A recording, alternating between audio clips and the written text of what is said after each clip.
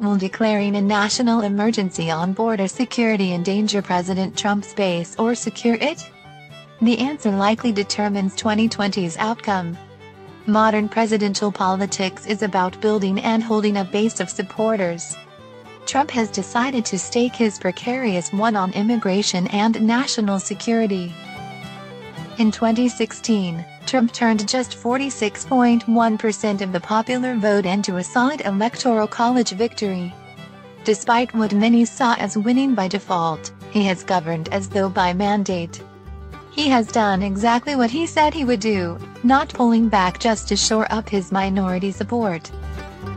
Trump has played to his base, despite its size. His course has worked pretty well for him.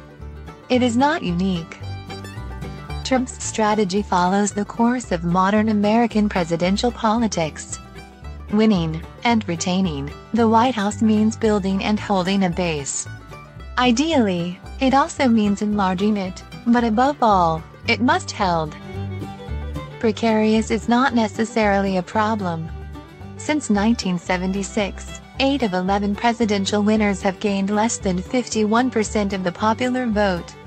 2 have lost re-election. Both lost their base. In 1976, Jimmy Carter of Georgia won every southern state except Virginia and Oklahoma. In his 1980 defeat, Carter lost all except Georgia. In 1988, George H.W. Bush ran on the Reagan legacy. Breaking his no new taxes pledge, he went down in defeat in 1992. The same applies even in the extreme case of impeachment. Nixon resigned when it was clear Senate Republicans would not stand by him. Clinton survived because Senate Democrats did. Today's question: how will Trump's base react to a decision to declare a national emergency and build a wall on the Mexican border? Will it secure or split it? There will be Republican objections. Those concerned about expanding government's scope, particularly the presidencies, will bridle. And they will fear the precedent, one that a Democrat president could someday use, more than the act. However, these Republicans are likely not Trump's base. Presumably, a large portion are part of the 12% of Republicans who exit polling showed supported someone else in 2016, 8% voted for Clinton and 4% voted for someone else or did not answer. Interestingly, an almost equal number of Democrats did the same, voting 8% Republican and 3% for other. So, he is likely not endangering their support. Trump's support is also comparatively strong as he undertakes this action. According to Rasmussen Daily Tracking Polling, Trump had a 49.58% approval-disapproval rating on February 19. That negative rating snapped a 7-day string of positive approval readings, a run unmatched since February 2017.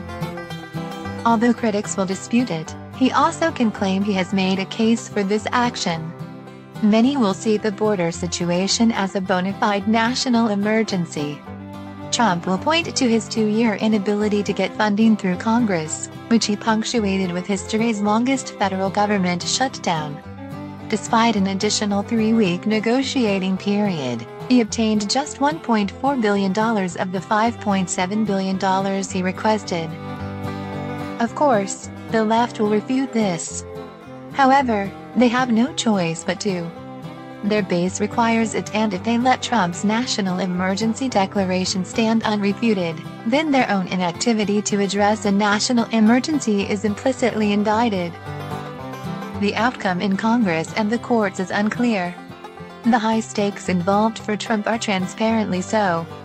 First, his re-election will be decided at the margins. Should he win, it is likely to be close. That was the nature of his 2016 victory and his governing in office since.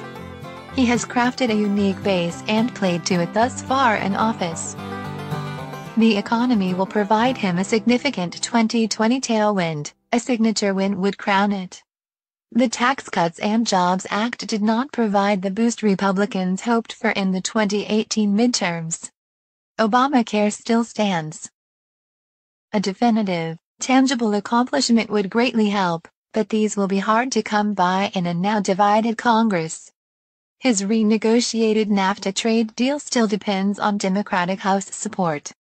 Few things would be more definitive and tangible than the wall he has championed since his candidacy.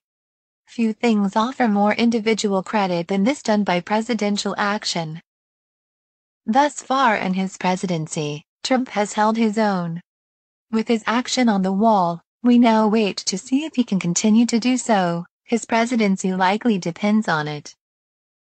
J.T. Young served under President George W. Bush as the Director of Communications in the Office of Management and Budget and as Deputy Assistant Secretary in Legislative Affairs for Tax and Budget at the Treasury Department. He served as a congressional staffer from 1987 to 2000.